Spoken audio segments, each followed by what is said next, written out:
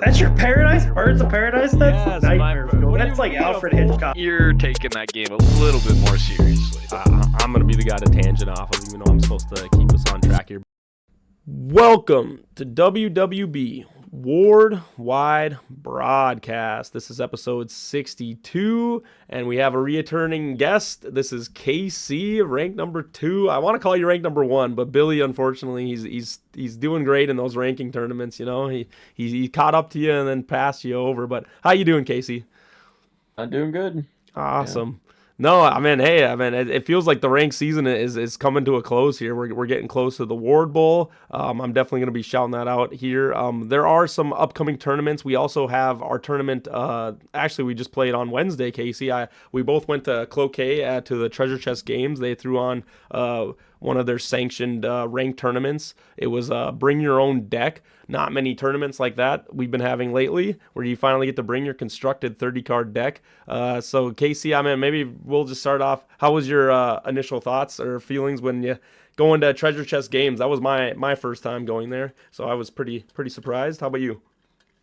Yeah, I've been to Treasure Chest Games a good handful of times now. Going there for some Ward, going there for some Magic. Yeah, I thought yesterday was a great turnout. There's 17 players. It was more than the owner was expecting. I mean, he thought there was going to be like half that many people. So, yeah, I was super excited to finally go to a tournament with all three gens. Just build your own deck, all three gens. Like, yeah, that was exciting to see what people came up with and everything people were going to be doing. I mean, it's a whole new field with all three gens there. So, yeah, it's definitely interesting. I mean, I saw. Man, the mythics came out galore. I mean, people were slinging all of them. War Chiefs, Creators, Undead King.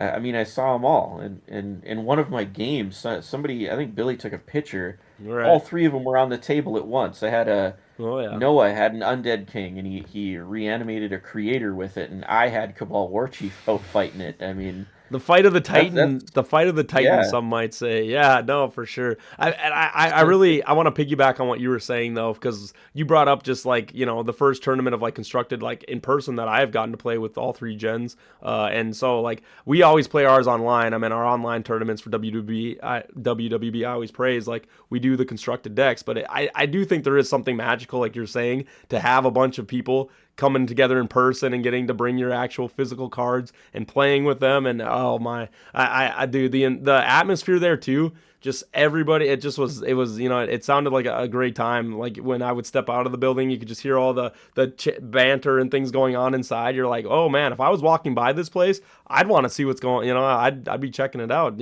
So I think the Ward community always brings a good energy and a good vibe to their tournaments.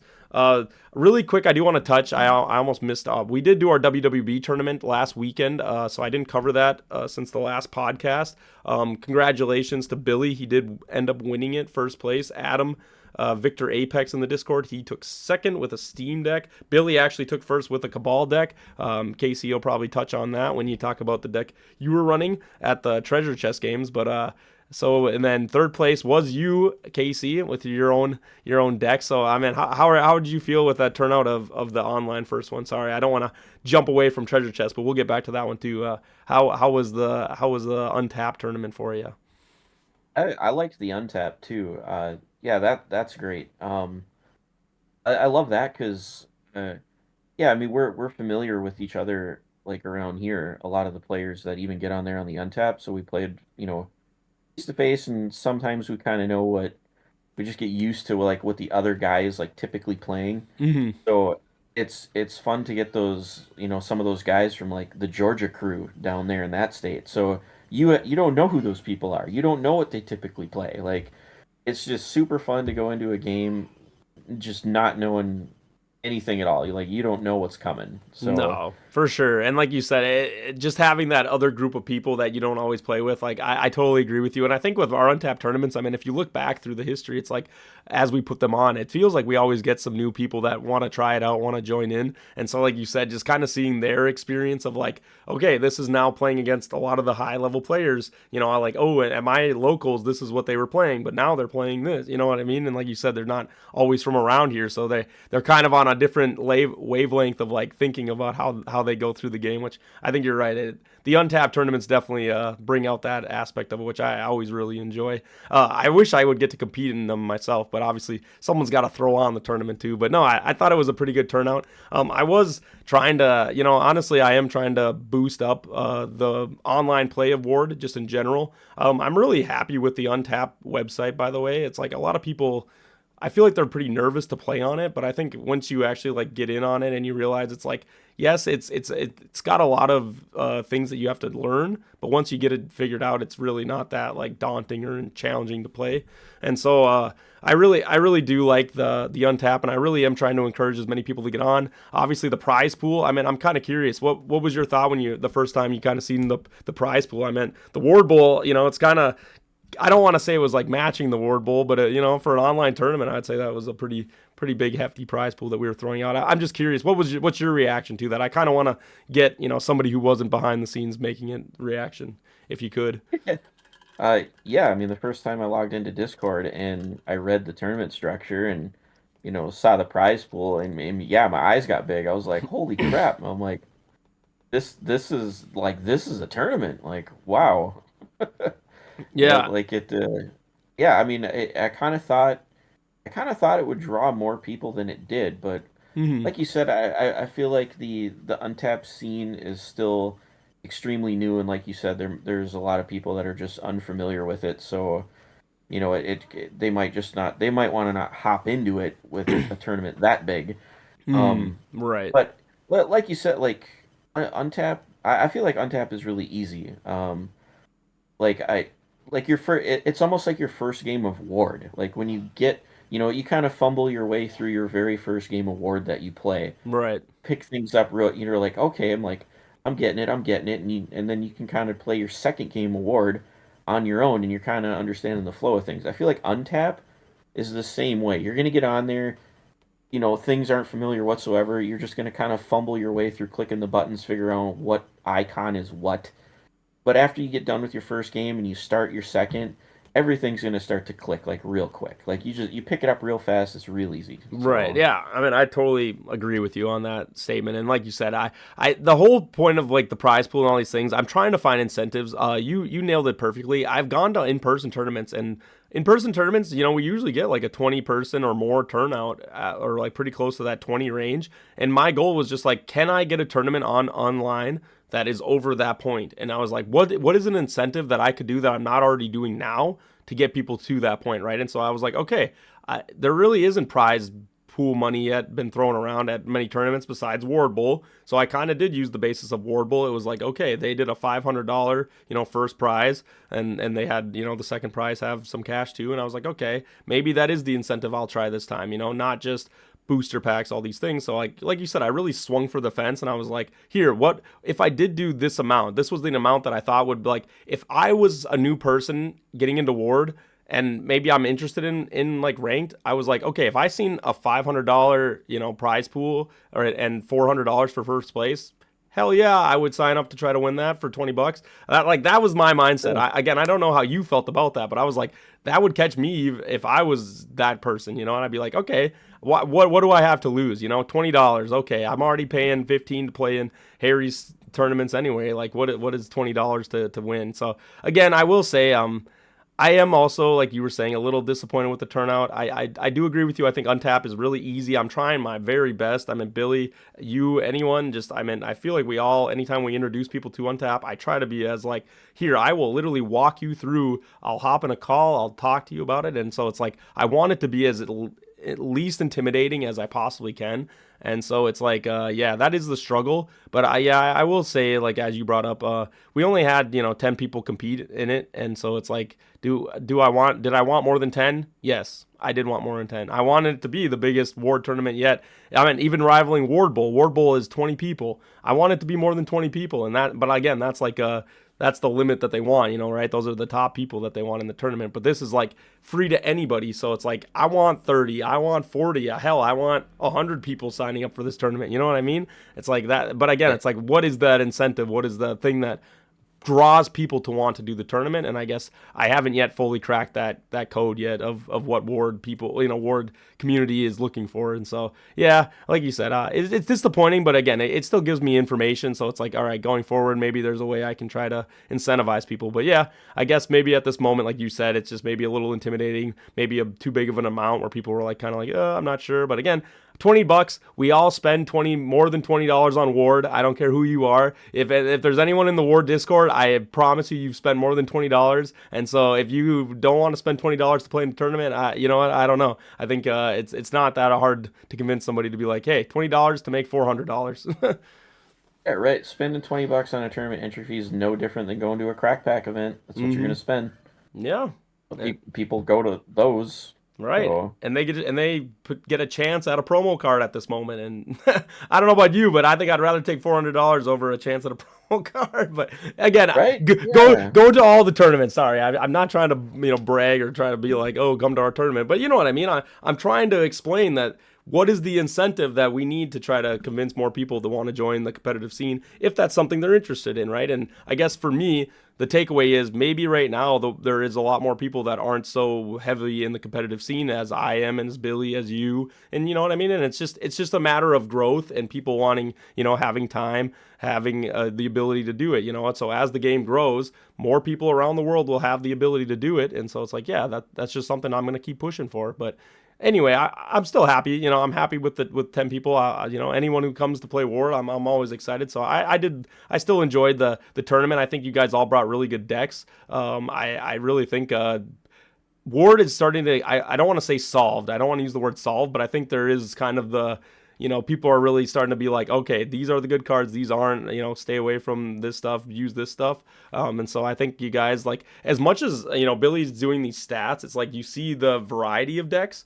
It's still, I would say, like, it's still pretty heavily like, all right, you need these certain cards, these kind of cards, balance out your ratio of creatures. Like, how do you feel with that with tournaments? You feel like people are all kind of on a pretty similar wavelength of like how many creatures you need, how many magics you need, what kind of creatures, what kind of magics? yeah, like you said, I don't want to say it. The Ward's not solved like by any means. I don't really think any card game really can be. Mm-hmm. There's just the meta constantly shifts. So Right. somebody's always trying to think of the next thing to outdo what's currently doing good. So I mean, I myself, I have a new deck that I've been cooking up the last couple of days that I feel like is going to be tough. Okay. Is all I I'm want to happy say. to see. We So we got some tournaments coming up. We'll talk about later. I'm waiting to see what Casey brings to those tournaments. Okay. yeah, But can we talk about the deck that you did bring to the Ward or our WWB tournament online? What was the deck that you ran? If you don't mind going yeah. over it. That is the Seer deck. I've been working on that one actually for a couple of months, just tweaking it more and more. And it um, Gen 3 introduced a couple of cards into it, which I think made it a lot better. And then with Remastered coming out in the Seer himself actually changing was a massive upgrade to the deck. Right. So Do you want to um, talk about kind of the changes and maybe those cards that you're talking about that you put into the deck from Gen 3? I think people would probably like to hear what you got there. yeah, so a Seer used to be armor level 7 and he had a +1 modifier. So yeah, he was difficult to use at first because I had to be playing with like legendary armor to buff his armor to max, Hmm. and legendary armor also gives you an additional hit dice, Right. which I needed that too because he only has a +1 modifier. I mean, you're missing everything.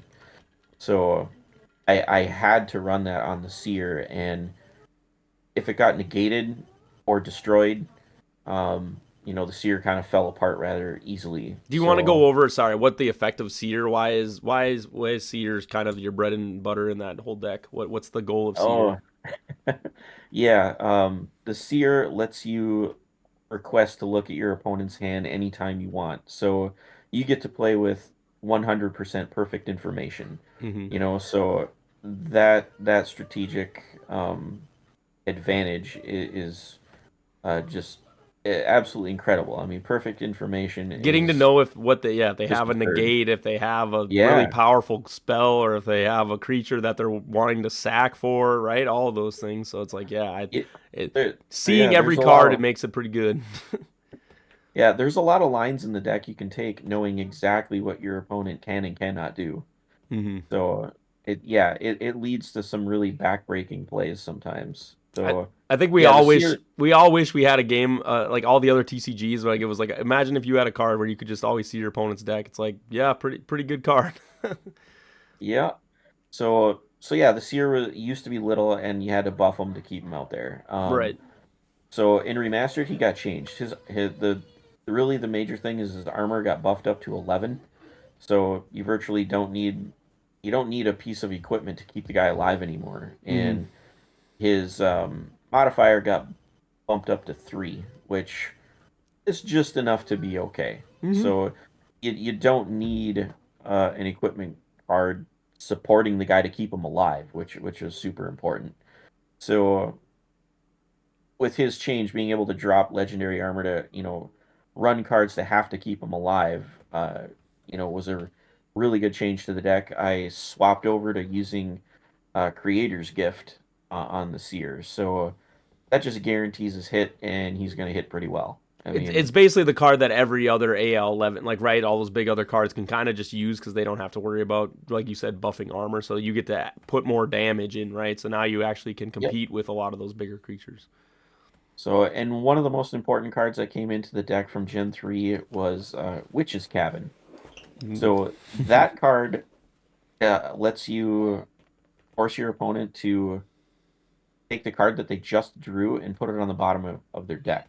So normally not the greatest because it's just, random chance, but with the Seer, you get to see the card that they draw like immediately, and you can be like, nope, if it's something they were waiting for, like Mm-hmm. that magic card they need to swing the game, or that creature they need, their big AL12 that they need to sack to get them out, you can just be like, nope, send that to the bottom of your deck. Like, Yep. so People don't realize Witch's how Cabin, powerful that is, right? And then, like you're saying, it's just like if you want to be one of those friends, if you're a control player in any TCG and you play Ward, you should play that Seer deck that Casey's talking about because yeah, that you'll have a lot of fun and you'll piss off a lot of your friends that way by making them never get to play their fun cards that they want to play.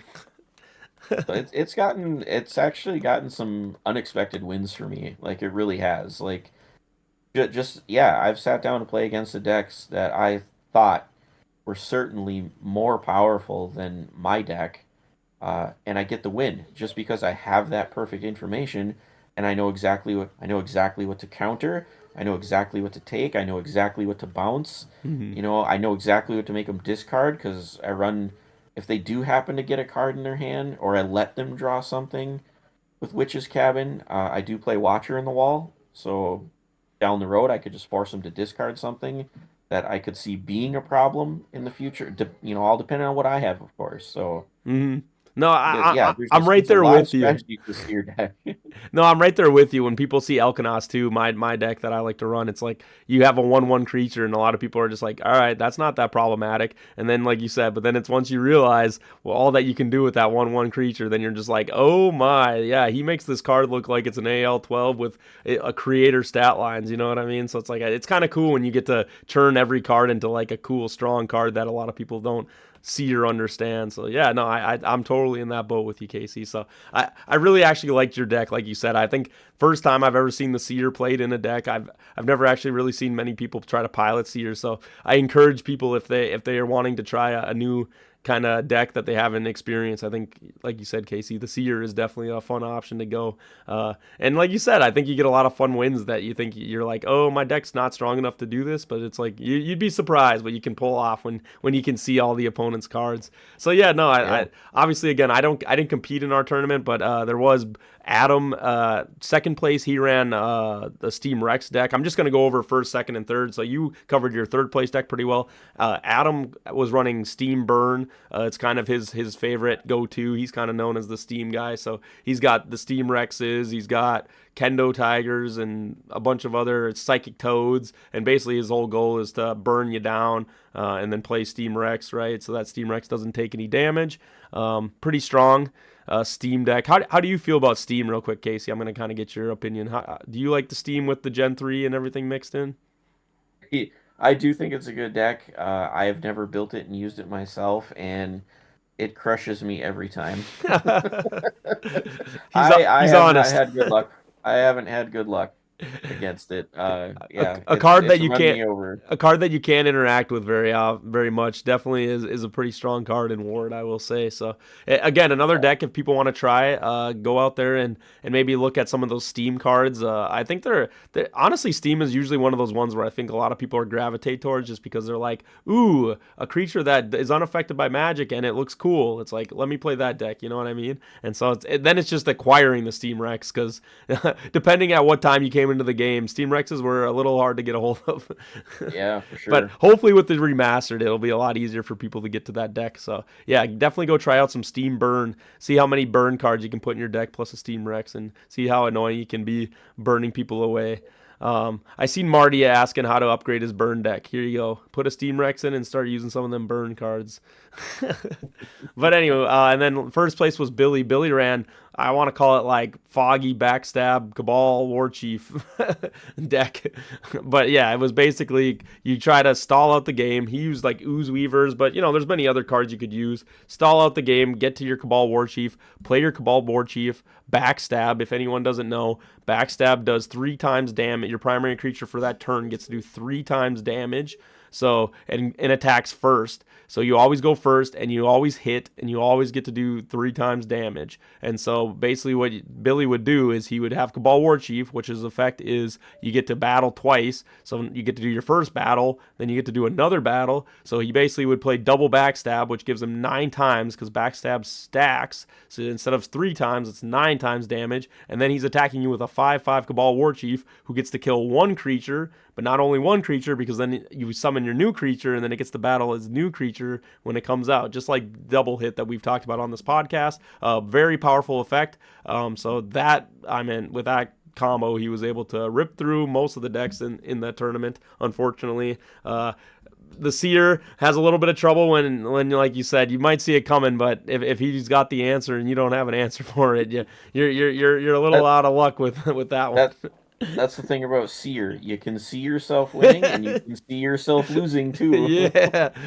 If you're someone who struggles with mental, yeah, maybe you might not want to play that Seer deck. But yeah, Billy, congratulations. You're not on the podcast today, but good job in that tournament. Then we'll move over, like I said, to the constructed tournament back at Treasure Chest, where Casey, if you want to go over maybe what you brought to the Treasure Chest tournament. Yeah, that I showed up with a Cabal War Chief deck to that one.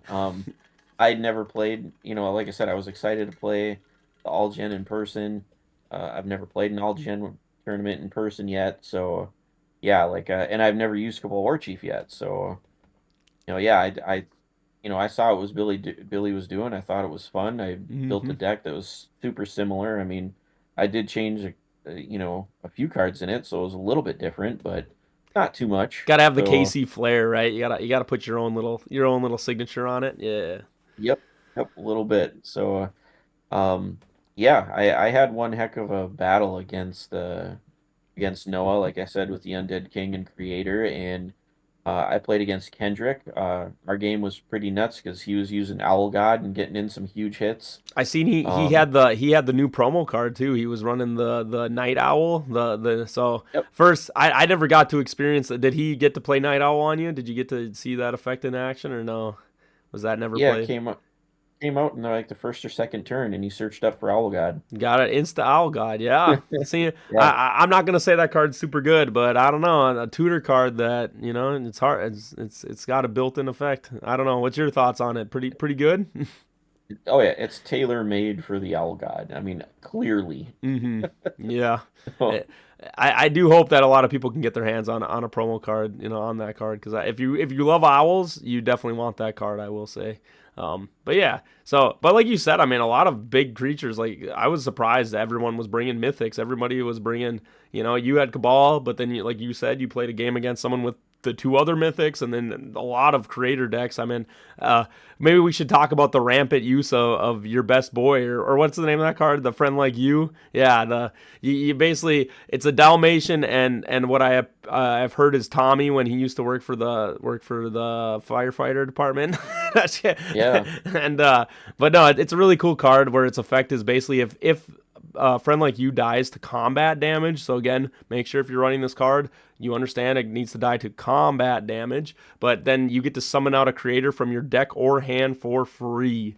And so that was the terror deck of that a lot of people were bringing to this in-person tournament, because a lot of people had a creator and a lot of people had a lot of copies of Friend Like You, it turns out. Seems like the remastered Gen 3, or I shouldn't say remastered, the Gen 3 had a lot of easy access to those legendary cards. So it was kind of nice to see. I mean, yeah, and it seemed like it performed pretty well. I mean, both the top, Jeremy and Billy. Billy got beat by Adam, but they still top pretty high with 2 of those decks, with a Friend Like You plus Cosmic Negation plus Heroism and the Creator. So if people want to try that deck out, if you have a creator and you have a friend like you, I think those are pretty fun, goofy decks. What's your thought on a friend like you into creator? Do you think that it's pretty strong, or what's your take? Yeah, it's pretty strong if it goes off, but I feel like it's pretty fragile too. I mean, just off the top of my head, I could probably think of 10 ways to stop that from going off. Mm, You know, mind sap, the Iron Range, shut off the friend's ability so you can't get it when it dies. Snub it off with some direct damage. I mean, when you hit it a couple of times, finish it off with an Ignitema real easy. They won't get their creator. I mean, it's just, yeah, there's a lot of ways to just stop the thing from going off, and then they might be in serious trouble with trying to get a creator out. Like, mm, there's no good alternative way in the deck to get it out other than getting your friend like you killed. So right, yeah, I mean, it's just the first showing of the deck. Nobody's really prepared for it. Now that people kind of know what's going on, you right. know, you might see some of them cards crop up in people's builds here and there, so they Yeah. can stop it from going off. And then So you you feel never like know that. it caught people out, like it was more of a like, oh, people weren't ready for that to be the deck that was being played, or I guess like you said, even the people. I mean, there was a lot of mirror matches of it. I feel like, did even the mirror matches that you seen, did you feel like they had counters to their own kind of play style, or no? So it was like kind of just like who's gonna get that creator out, right, and who's gonna get those hits. Like Yep. I think you were saying there was some games where people, it was just decided on, the last hit of the dice roll. It's like, all right, this is what decided who won the game, if they hit or the other person hit. You also had a crazy one where I think, like you said, someone had necromancer, so when their creator went to the cemetery, they could bring it back out, and then he crit hit you with the creator and one shot your cabal and won you off that one. Yep. Yeah. It was actually the Owl God. They brought out they played the that owl to search for Owl God in their hand, and then like the next turn they played Owl God, and my Cabal War Chief ran through that one real easy with a backstab. I just smoked it real fast, Oh yeah. and then they dropped Necromancer, and I was like, oh man, and I'm like, well, battle's over. I gotta pass the turn. They brought back their Owl God and played a Flame of the Infinite, went to combat and rolled a 3 dice critical hit, and Jesus. rolled 10 dice for damage with that Owl God, and just smoked my War Chief in one shot for like 120 damage. Oh my gosh, that's crazy. Yeah, That no, was that was a harsh blow that I could have never saw coming. right. Well, those are the highs, right? That's the one thing that I'll give to Ward. It's like, if it comes to like watching a game, it's super exciting too, because it's at any moment, like you said, you get those crazy just high rolls that just make the game flip on its head, and it's like, dang. And so it's like, yeah, I feel for you there, man. I've been in that same boat. Not so much with the triple dice, but you know what I mean. They find a way where you're like, I'm not my creatures. There's no way it could die, and then all of a sudden it's just like, oh, now there's a way it can die, and you're just like, no. It just ends the game Yeah. like that. No, but hey, that's the fun. That's the fun of playing. But no, like you were just saying though, I mean, it is kind of crazy that a lot of these big AL12s. I wasn't sure. We've always talked on this podcast about how powerful AL12s are. They've always been pretty weak. Gen 3 had cards to help them, But you know what I mean. I wasn't sure how impactful those Gen 3 cards. I mean, me and you, we've discussed bait and how our feelings on bait, and it seems like those decks, like you said, that obviously they weren't using bait. I will be honest with you. There might have been 1 or 2 decks maybe with bait at the tournament, but nobody was consistently just using bait as a card to get them out. And but they were using Friend Like You plus the creator, so a very good combo. So I mean, if we're hearing anything, creator decks are really strong. Owl decks are really strong. There's definitely not a theme going on here of how strong cards are getting based on somebody's play styles, for sure. Cough, cough. But anywho, you know what? If Ward is supposed to be owls and creators, whatever, we'll play in it. I'm gonna start running 3 Forest Sentinels like all the time. All these huge hits coming in with 9, 10, if you know, yeah, 12 dice. Possessions and Forest Sentinels. Yes, I'm right with you. Right? Possession. Smack yourself. I don't want to go to combat with you. Up. Yeah. No, for sure. And another card that I think a lot of people might not think about, Jerry. I think Jerry, he's a sweet. He gets to get all those big stats for free. I think Jerry might be a good counter. And like you said, people drop Cosmic Negation. All right, fine. Here's my 50 HP creator that might get 2 hits on you, you know, 2 big swings, and I only have to put 50 in my cemetery. You got to put 150. Right. So there are definitely some counters, and maybe we get to also see Jerry plus Terry action at this point. People who hit the Terry might get to play that do as well. So who knows? Who knows what the counter to this meta will be? But so far, like you said, first in person tournament, a lot of mythics, a lot of big boys, a lot of big hitting. I brought my Elkanosts. I did take 4th. Not too bad of a showing. I think a lot of people haven't, as much as people are saying dreaded Elkanos, I don't think a lot of people are prepared for when I play Elkanos or really even understand how the deck functions. So I will say, kind of in your, like you were saying, for the creator deck, catch people off guard. It's like I think Elkanos kind of also caught some people off guard at the tournament. Didn't get to play you, Casey, unfortunately. We never matched up, but would have loved to. But congratulations to everybody who did really, did good in the tournament, and everybody who showed up. But yeah, Jeremy, he got first, and it was Jeremy, Adam, and then Billy. So first, third, or second and third. So congratulations, guys. Good job at that tournament. We are going to move forward, though. There was a rumor that was brought up to my attention, Casey. I don't know if you heard about this, but there was talks of potential going forward with the game that they're going to be getting rid of maybe the bounce mechanic cards in the game. So not only Time Dragon being banned, but I think there is some talk of potentially for competitive play having bounce mechanics. I've also heard Holy Light might also be getting removed from the game. KC, Holy Light enthusiast himself, you're a perfect person to maybe discuss this rumor with. How would you feel if your precious Holy Light got removed from the game? Heartbroken. I don't think that one will happen. It's, hey, there has to be a best card in Ward. If they got rid of Holy Light, well, it would just go to something else. And, are you going to ban that best card then too? No. I don't think Holy Light needs to go anywhere. There's nothing wrong with it. It's limited to 1. It's totally fine. Mm-hmm. What are your thoughts when you hear that, though? Like, as a rumor, it's like, okay, they might get rid of bounce. They might get rid of these. I guess then the way they look at it, they call them cards that stall out the game and make it take longer than the game should, because I guess what their eyes, or from what I hear, it's Holy Light makes people pull out big creatures, keeps the game going. It does, and that's kind of the only use for Holy Light. I mean, obviously, I'm sure you will disagree with that take, and I hope you do, because I also kind of share that opinion. But at the same time, I can understand when you have cards like Ghost of the Past that pull out a creature out of your cemetery. The way to win Ward is put 300 HP of your opponent's, cemetery or HP into their cemetery from their creatures. It's like, so like, do you feel that same sentiment, or how do you feel about bounce and potentially recursion cards? I think recursion cards are fine. I think Holy Light, Ghost of the Past, and Revival Priest getting creatures out of your cemetery, I think that's fine. All 3 of those cards are limited. It's just a one-shot deal. Bounce is a little bit different. I mean, with Ghost Revival Priest and Holy Light, your creature already needs to be dead. So, hey, maybe you lost the game at that point already. Like, if you don't have them 3 cards in your hand, and your creature dies, you could have lost already.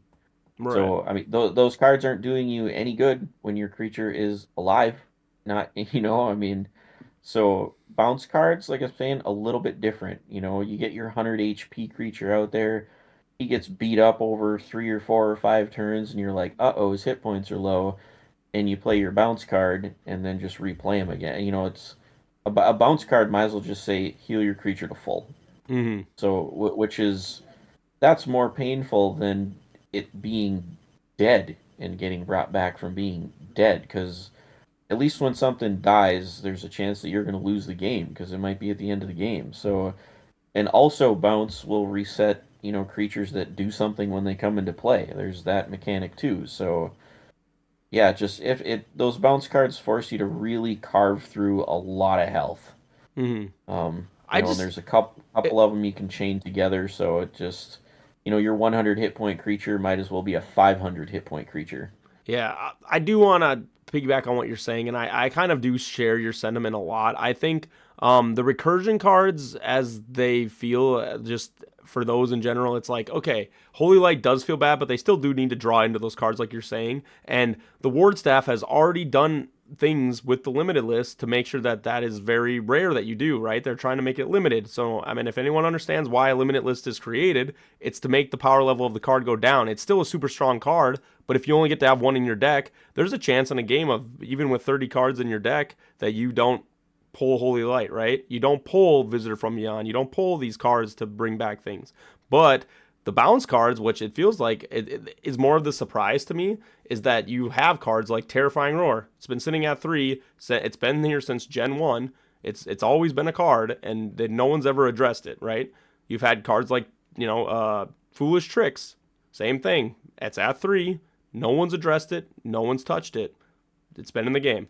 Then you have cards like Wrath of the Old Ones. Has been touched, but only because it was brought to their attention that how powerful that card is at 3 and how much it affects, mechanically you, your opponent, the game. And so they've addressed that card, right? Judgment, also a card that got addressed. That's a bounce card. You get the theme that I'm saying here, but it looks like before it seems it's a weird change for me where it's like, okay, so these cards all seem to be fine at 3 to now let's just ban all these cards and let's get rid of them.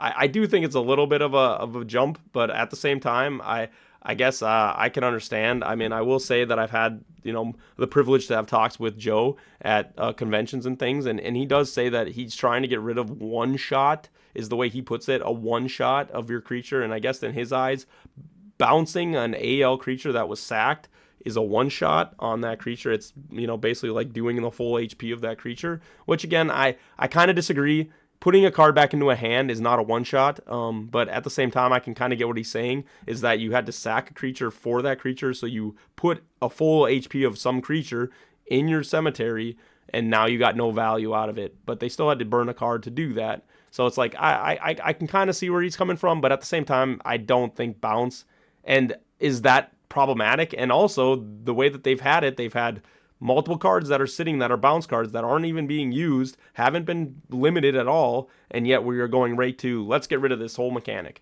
And so it's like I don't know. I'm not really sure if I think like yes, I get what you're saying, Casey. Like bounce itself could be very problematic in Ward, and yes, do I think it's really strong? It is a very strong mechanic in Ward that can make a lot of those bigger creatures suffer. But I think it's still very balanced. Most times if they don't have an AL12 creature out, you're not getting much value out of your bounce. Unless they have a ton of equips or something into them. So Yeah. I don't know. I think if it's something that obviously it's something they're thinking about. If they do want to pull the trigger on it in the future, I feel like the best thing to do instead of banning the cards from play just forever is to just have another format. Actually, so um, Magic does something I want to say extremely similar. okay, Magic's oldest format is called Vintage. It has a limited list where you can only use one of things in your deck. So, and then Magic's next oldest format is called Legacy. That also has a um or basically Legacy is the limited list from Vintage is just straight up ban in Legacy. Hmm. So, if Ward just did something like similar to that kind of like with their bounce, if they want their bounce cards out of the game, like leave Ward alone, just how it is right now, how we play it right now, Okay. and just have that little limited list, and just call it old school, whatever the heck you want to name it. But then if they want a Ward game to without bounce cards, Standard ranked. If they want a standard yeah, ranked, right, is what you're just name it another format, like Ward 2.0, saying. and these 5 bounce cards are banned in the format. Like, there you Gotcha. go. So at least, us people that started at the very beginning, at least there might still be a tournament like here and there that plays the old school rules, and there's still a home for those bounce cards, and people can still play them. So, Right. in my 30 years experience of Magic, when cards get banned from a format, it just that rages a lot of players. Like, Right. a lot of people, because some of those, I mean, the cards got banned for a reason because they're really powerful. They get really expensive. People dump hundreds of dollars into buying 4 copies of these cards, and Mm. then all they're like, "Oh, these are banned. They're too good," and it just feels like a kick to the face. You just lost hundreds of dollars because you bought 4 copies of the card, Yep. and now it can't be played. Just turned into a piece of toilet paper overnight. It just leaves a real sour taste in your mouth. Like, you know, I got these cards and now I can't even play with them. So I think just a different format is an answer. So those cards will still always have a home. They're still playable. They're not just banned forever. That's fair. I mean, I guess I want to hear your stance though. Like, do you feel like we don't need bouncing? Like, do you think that mechanic should go? I mean, I guess I'm curious what your take is on that. Um, like, yeah, I don't mind it either way. That's why I suggest a different format. I'm completely fine playing with the bounce cards. I don't mind it, but also at the same time, I think I would like to experience Ward with no bounce cards just to see how that goes. Hmm. Y- you say no bounce cards, and the whole community is just at fear of whoever gets their biggest AL 12 out is going to be the winner. But Right. that doesn't have to be the case. As much as everybody says, hey, there's strategy to deal with AL 12s, to deal with bounce. Like, you just got to find out how to deal with bounce cards. Hmm. Well, same could be said if we just ban bounce cards and AL 12s just consistently get out and you can't just bounce them off the field. Like, you got to find another way. Yeah, but you can't There just are you there can't are just ban all the AL 12 cards though, right? no, but you got to find another way to deal with AL 12s other than bouncing the big guy off the board. Yeah. You know, Right. so there's tools there. There are tools there to make it happen. You got Curse, for example. Hey, your AL 12s or AL 1, they're going to get hit all the time. You know, and See, hey, that's just one example. that's fair, and I just look at it like this too: is Ward is kind of based. I mean, at least from like their second gen was made to kind of counter a lot of what first gen did, right? Like they will admit that to themselves. It's like, okay, we made second gen as a counter to first gen cards, and then it seems like third gen some counters to Gen 2 and Gen 1 cards, right? The limited summons definitely felt the wrath of Gen 3 with streetlights and missile float. I mean, all these things, right? Things that maybe they thought were problematic that didn't have counters. So, would it be, do you think if they continue down that path and Gen 4, if there's a Gen 4 or whatever, is that, if they put in a you can't bounce card or like have like more you can't bounce things mechanics, it's like, would that fix it too, or would that ever be a version that maybe you'd be okay with too, even if they don't fully get rid of bounce? Um, yeah, I don't know. Yeah, if they made more cards that they like this, this creature cannot leave the field or something like that. So it's like I anti-bounce Yeah, or or something. just a card that's like you can't bounce creatures while this card's on the field, right? Like, what if it's just a field spell or something so simple like that? Like you know what I mean? Would those kind of cards help, you think, with potential that bounce? I don't know. I kind of don't really think so. So it's just too narrow of a card. Yeah, I mean, that's like something, if you put it in your deck and they're not playing bounce, like you just have dead cards in your deck. I don't know. Well, it's kind of like you were It's saying. It's like if you played bound with chains right now that's from Gen 2 to deal with recursion cards from Gen 1. It's like, is that a good enough answer to those cards? And I'm guessing your stance is probably not. Uh, yeah, I don't know. It kind of is, kind of isn't. I don't know.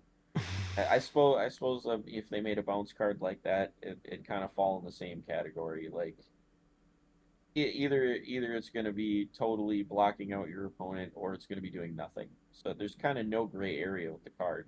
Hmm. So if that's how you want to make answers to this game, it's just very I don't know. It feels very like rock paper scissors. Like, or I mean, it feels very black and white. Like my Hmm. card's going to be great, or it's going to do nothing at all. Like Yeah. so. But I mean that's fair to say. But as like you can't. It's like as much as you would say like, oh, that makes the game black and white. I do have to say like Ward isn't that way, right? It's like you think you can put all the answers in your deck, but you only have a 30 card deck. So if you try to put all the answers in your deck, I still don't think you have a very strong deck because yes, you might be able to stop everything individually, but you just don't have a very like what do you call it, like a coherent deck because of that. And so it's like Yeah. I think you're right in the sense that it's like, oh yes, you can't have an answer for, like you could go heavy. You could just say, all right, I don't want to ever be bounced in this game, and you probably won't ever get bounced in that game. But you might still just lose because you have so much things that only stop bounce. You don't have things to deal with a lot of the other things that could cause you problems, right? So it's like I think Ward generally balances it out. But I do kind of agree with you too, where you're saying like if every generation just counters the previous generations, it's just like, okay, is the ward staff creating the meta for us, or are we actually finding unique cards to create the meta, right? And it's just like I think so far players have actually done a really good job of finding cards that a lot of times maybe get overlooked. I mean, we have cards like Maniac, cards like Elkanost. I remember the first time I heard them talk about Harpy and Elkanost, they're like, why did we make Elkanost? Because no one played Harpy in Gen 1. Harpy was just this card that no one touched, and they wanted to make a card that could make you play Harpy. And then they ended up making it into maybe one of the most busted limited summon decks in the game. And no one knew that when they first made it. No one even thought that would be that problematic. Everybody was just like, "Oh yeah, we want to see Harpy play it. Let's give a reason for people to play Harpy," which I think is an awesome idea. But then you just have to be careful about how exactly you go about making those things possible. But like you said, or like I'm saying, a lot of times it's the cards that end up being on the top that aren't the cards that I think the ward staff look at that end up being on the top, right? As much as we all say assassins win games, most times assassins aren't the reason the game gets won, right? They are a good card. It can do a lot of work, don't get me wrong. I have won games with assassin as I say that, but I will say most often the assassin is not the main card that makes me win a ward game. And so it's like, yeah, I think there is a lot to that. Like you said, it's hard to say. Like I think so far they've done a really good job with their generations, even if it maybe is by accident or by whatever. But I do have that concern, Casey, as you're saying, rock paper scissors is that was an amazing analogy that I think you said there. It's like they can't always just be like, let's keep countering everything, because eventually it's just like, well, what's the point of this game if it's just like, all right, let's just, like you were saying, let's go to a new meta. All right, now we've already have all these cards that just counter this meta. Okay, everyone starts playing those cards. All right, new meta. Everyone starts countering. It's like at some point you do need a holy light in your game. You need a card that's like, okay, this card is just good, and that's okay. Because if it's not, there's always just going to be a holy light somewhere, depending on the meta, right? So it's like Yeah. I don't think banning cards is a good answer to it. So that's my stance. But again, I want to hear what just maybe to end the topic, like where do you stand fully with it? Is it like, do you want them to ban or do you not? And I'm kind of putting you on there. I won't let you ride the fence, unfortunately. So just give me where you're feeling. Which way would you go if you did have to take it? Uh, yeah. If I had to make a choice, I think I would actually be on the side of taking bounce out of the game. Actually, Yeah. just again, me referencing my Magic career. You know, Magic's earliest, most busted cards, strongest cards, combos and stuff like that, are all from Magic's like first year, the Mm-hmm. very first sets that were made. Those things were just on limited and bans lists throughout the years. Because they're so strong. Mm-hmm. And at the very start of that game, there was kind of no way for the game developer to realize what those cards would turn into over time, you know? There's Right. just no way to know. So I feel like every card game is probably that way. You know, it's just I know Magic. So but then I kind of look at War that maybe it's the same way. Like, you know, when you look at all of the limited cards in Ward, they're all from Gen 1, except one card from Gen 2. So it's like all the problematic cards are all from the very first set, you know? Right. And it's just, yeah, it's just game design, you know, not realizing how strong those cards would become, you know, as the game grows. So, you know, was bounce a good idea for Ward? Like, I don't know. I mean, you know, Ward is still pretty early in its life. Maybe it was okay, maybe it's not. Like, I think I don't know. Like you said, you want me to decide. It's just my personal opinion. I think it might be healthier without bounce. Hmm. You know, it's Yeah. totally a playable game. It's not going to ruin the game if it goes away. There's only what 4 or 5 cards that bounce stuff. You know, so you know, is it a big deal if they go? I don't really think so. You know, and only what like Wrath of the Old Ones, Judgment are really the only ones that saw like a lot of play. And every now and again, a Foolish Tricks would get splashed in there somewhere. Hmm. And that Terrifying Roar just wasn't seen at all because it's the most basic one. It just bounces your opponent's creature and that's it. Like all those other ones do a little something extra when they bounce stuff. So Affect your board too, which I think is the main reason why they ended up on. It wasn't so much how much it affected your opponent; it was more just how much value you yourself also got from it, from just being like you said, resetting a 100 HP creature. That was like okay, you basically got to get rid of an AL 7 or higher and heal your creature to full, like you were just saying about how that whole mechanic worked, which is just bonkers sometimes. And then obviously certain decks like Elkanost, I'll be honest with that too. It's I was able to take my main creature, put him back into my deck, have all my other limited summons stay out on the field, bring them back out, and then be like, all right, we get to start all over again. Let's keep the game going. So like, I do understand your point. I do have to take the other side, not just to be a cool guy, but at the same time, I do worry that if you make the game too competitively viable, and now this is going to be a weird stance coming from me, but I do think it might bore the game for a lot of players. You're right, Casey. Me and you are probably, and Tyler and Billy are very unique people where we will try to break the game and have fun with the game no matter what the state of the game is. But I do think if you take out too many easy answer cards for other cards, I think it might make the game feel really one-sided where it's just like, oh, I don't like playing AL 12 creatures. I'm not a fan of that playstyle. Now I feel like if I don't play that playstyle, I have no way to deal. I have to either conform to that playstyle or you know what I mean, or it's like, or I just have to accept that I'm gonna have a weaker deck. You know what I mean? And I guess I feel bad for those people because I think yes, as complicated as bounce might feel to players, having just like an answer that feels great is sometimes a good thing in your game.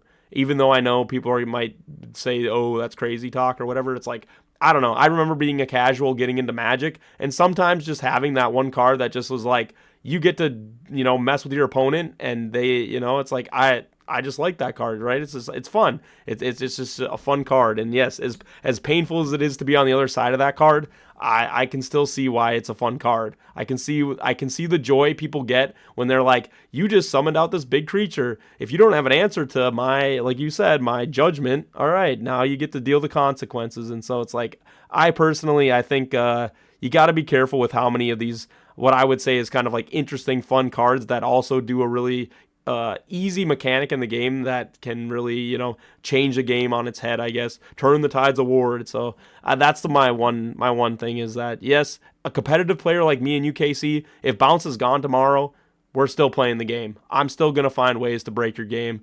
Joe, Marty, Tommy, all you guys. But at the same time, I want casuals that get into the game that don't like playing AL12s to have a different alternative way to play the game because I want them to enjoy the game too. You know what I mean? yeah, yeah, it's yeah, like I said, I can see board going either way, and I don't mind either way. It's just um if it's something they, like I said, if it's something they do in the future, I just hope that they do it with a format so, there's still another legal format to be playing bounce cards in. So I Yeah. kind of think that it's the best solution. So, you know, people can still play with all their cards. Um, everything still has a home. So, Hmm. No, I agree with you. Like I said, I don't know. Like I want to take the side that it's like, oh yeah, keep bouncing the game, but I think you make a lot of good points. It's like these are from Gen 1. I think if you look at their trajectory of the game, Gen 2 does not look like Gen 1. Gen 3 does definitely not look like Gen 1. And so it's like I don't think that is the way they want their game to be played. So I can totally feel for them in that camp where it's just like, okay, instead of us trying to keep like jerry rigging some goofy way to try to keep these cards like from being played like to a super consistent rate, it's like why not just axe them? Let's just get them out of here. Let's just act like that never happened. And I'm totally fine with that too. But I can, like you said, doing that, I still think there are repercussions that might turn off a lot of people to the game. And the sad thing is too is maybe you get to Gen 4 or 5 and then you're just like, it would have been nice if we kind of kept bouncing the game because maybe now we can't do a couple other things that we want to do in this game because we like totally just said we aren't going to do that. And you know what I mean? You're just cutting an avenue of potential fun that you could add to your game that I don't know. Maybe it might if they like you said, it's all rumors. Again, I want to make sure everyone understands this. There's no rulings yet. There's nothing saying that they're going to do this. This is just stuff that has kind of been hush hush talked about as people have been discussing it. So. But yeah, I appreciate you covering that with me, Casey. As again, someone who is the Holy Light enjoyer, I think to end it on that, just to be like, hey, they might get rid of your recursion cards and your bounce cards. Definitely might change the face of the way Ward is played and the look of it. So that was kind of fun to go with you with that, Casey. But again, at this moment, just rumors. So no. For all we know, bounce is here to stay. So don't go too crazy. Don't go start trying to get rid of your bounce cards and selling them off or anything. I would hang on to those. Don't don't right, do yeah. that. But anyway, peddling ban list. I think Casey Billy does this really fun segment where we basically take the card Peddling Partridge. So in Ward, there's a card called Peddling Partridge. You put a card from your hand, a magic card, to pull out a magic card from your cemetery. And so we call it Peddling Ban List, where you take a card, put it into the ban list, and then, or limited or ban. Sorry, I shouldn't say ban list. Limited list. We usually would say limit. We don't need to ban the cards. I don't really think there's any card that needs to be banned besides, well, Bounce maybe now and Time Dragon, but and then you get to take a card out, Casey. So I'll let you go first. What card would you feel like might need to be put on the ban list now that we've played a little bit with all three gens?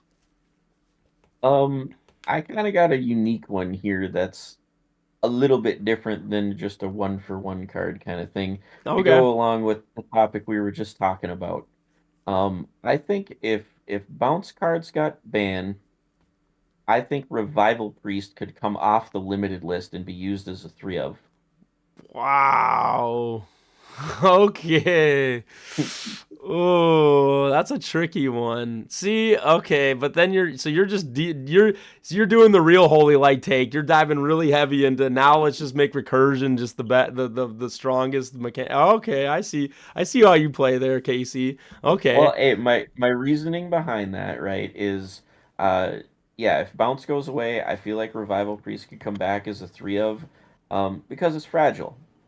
Hmm. It a lot of magic destruction in the game. Hey, if it gets blown up, your guy's right back in the cemetery. So, you know, there you Yeah, go. I hear you. But there are a lot of good summoning effects that I think, as someone who has played you, Casey, and you've had a psychic toad that you brought out like 3 times, I don't know how I feel about the fact that someone could bring psychic toad out like 6 times in one game against me. I think I might actually just rip my cards in half and walk away at that point. I don't know, man. You got to be careful what you're asking for there, Casey. Just so you know, I don't know how I feel about that.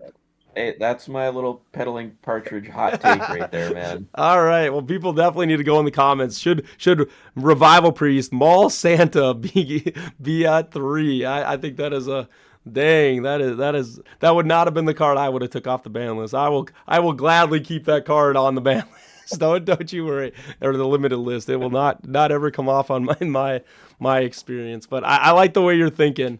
Okay, so there isn't a card you want to put on the ban list. It's just or you want to put the bounce. You were saying just do the Yeah. bounce on there, and then okay, fair enough. Bounce would be banned. Revival Priest would come off and be a 3-0. Yeah, no bounce, all recursion, baby. That's the KC way. Okay, fair enough.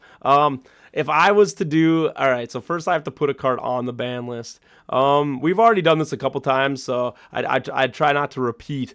I do think on a ban list, I'm getting really sick of, let's see here. What is something that could go on it, man? I was gonna say a creature, but I really don't know if there really is a need to ban a creature. I know Phoenix is on the limit list.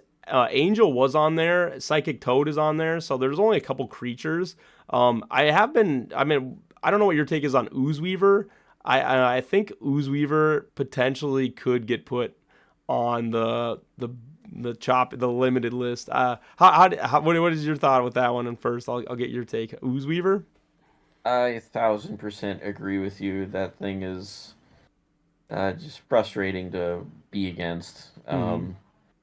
It feels great using it because you're stopping your opponent, but yeah, if people don't know, sorry, Casey, let me caveat. If people don't know, Oozeweaver is a 30 HP creature, has 1/0 hit dice. Its stats are terrible. It has 8 speed though, which I'm always surprised when people get to attack first with it. It pisses me off too. Then even more, you're just like, and you get to attack first. But the effect on this card is Billy would love this. It's basically an enhanced version of Bunnysaurus, where you get to negate a magic card, and you also get to negate attacks. But you have to pay life of the Oozeweaver to do so. So to negate an attack, you have to pay 10 HP, and then to negate magic, you have to pay 15 of its HP. So you burn yourself for 15 or 10, depending on if you negate a magic or an attack. But then it also has another stupid bonkers effect. It is unaffected by magic effects. So this card, you cannot use any magic to stop it. Yay! Well, I guess Mind Sap, and if you have Iron Range on the field or demonic magic, let's caveat, you can, I guess, in the new rulings, you can shut it off before it's summoned. But once it is summoned, once its effect is in place, the only way to basically beat it is hit it 3 times for over 10 damage, and make it negate the damage, or you play powerful magic cards to make it kill itself. Or otherwise, there's really no other way to get around it. And so a lot of people aren't a big fan of that mechanic in the game, where you're just very non-interactive, right? It's like there's not really much you can do to interact with it, which I really don't care much for those cards in Ward. I've already kind of made that pretty clear with how I feel about just like, I don't want to call them blanket effects, but you really just have no answer to them. It's like, okay, my answer to this is just deal with it. Like, let its effect go through, right? It's like, nothing in a game really feels worse than that. So yeah, I feel like Oozeweaver comes out, and I want to say whatever 9 out of 10 times, it's just soaking up 3 combats generally. Because usually, I mean, people aren't like dumb enough to just run their magic out in front of it and get countered. That feels like a total waste of a card. Right. So yeah, it sits there and it stops 3 combats, lets your opponent essentially draw 3 cards, and just prep for your stuff, kinda. And yeah, you like whatever. You could have Creator out with all-in-one on it and doing 5 million dice a turn, and you're just like, nope, nope, 3 times, do nothing. It just, yeah, like you said, I don't know. Usually card games, most non-interactive cards are very groan-worthy. Nobody likes them. Well, and the thing too is, I know they think they might have balanced it well by making it 15 HP for the Oozeweaver for magic, where it's like, 15 HP to negate a magic, half of its HP out of 30. It's like, yeah, that's good, but if you don't make it 20, now they get to potentially take 1 hit of damage. They get to play, like, they get to negate 1 attack of damage, right? And then they get to, if you do want to play a magic card, they could negate your magic card. So now they're only at 25 damage, and they still have 5 damage to still negate another magic card or another attack. And it's just like, I'm sorry, Ward staff, you guys needed to make that 20 HP for a magic card, because otherwise it still doesn't even feel bad to negate a magic card, because you are still negating attack, a magic card, and another attack or magic card. I'm sorry. It's just it's like I don't know, man. It just doesn't feel great anyway you go about it. So it's like I do understand there is some counterplay to it. Again, if you want to talk about the mind sap and the effect negation stuff when it's summoned, but besides that, it does feel pretty bad to play against. So I would put that on the ban list. What I would take off of the ban list, I honestly, hear me out, Giant Rat. I think Giant Rat could go to 3 right now, and I really don't think it would be problematic. And I think that card, I don't really know what caused it to get banned on, or not banned, but put on the limited list in just Gen 1 only. But I think now, in today's day and age, I don't think you putting 3 Giant Rats in your deck is really going to change much. It's like, yeah, you get to bring out a creature for free. We already have Enlightened Soul. Like, God knows that card is already just kind of a crazy card. Giant Rats, I don't really think there's too much terrible play with Giant Rat. What do you think, Casey?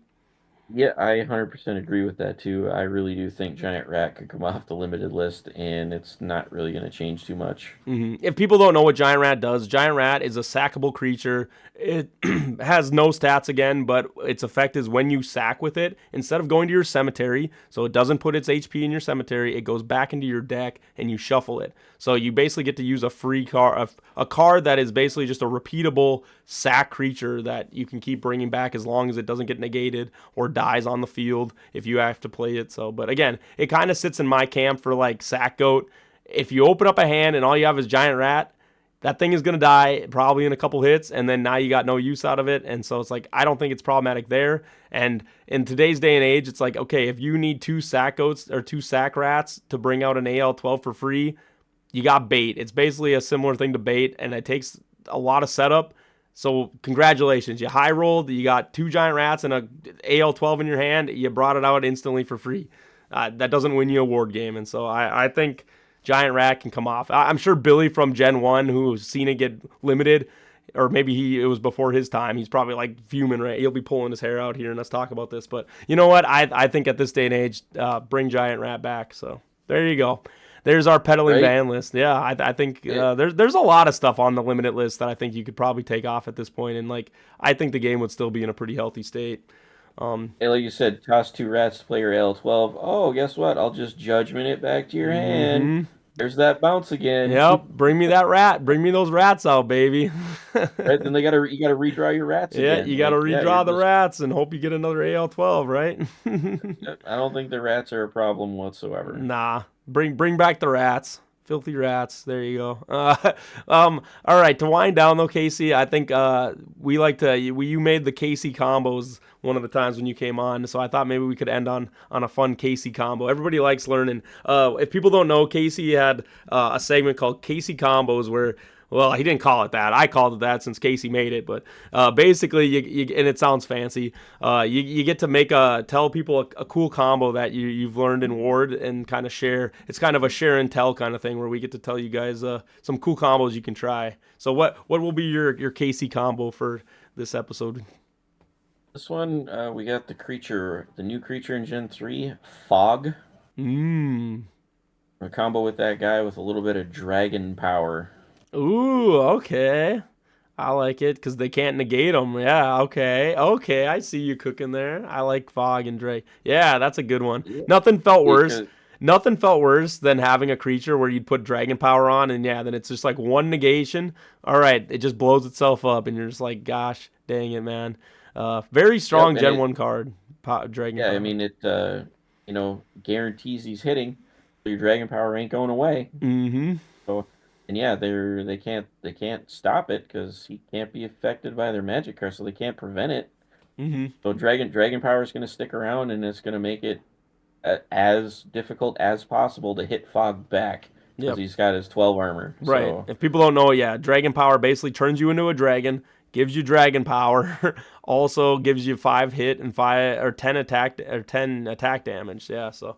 Doesn't give you speed, though. That's the one thing I don't think it doesn't do speed. But you know what? You can always buff up your speed another way to make sure you hit first. But yeah, you start adding 10 damage to every hit. It's pretty crazy. Definitely a powerful card.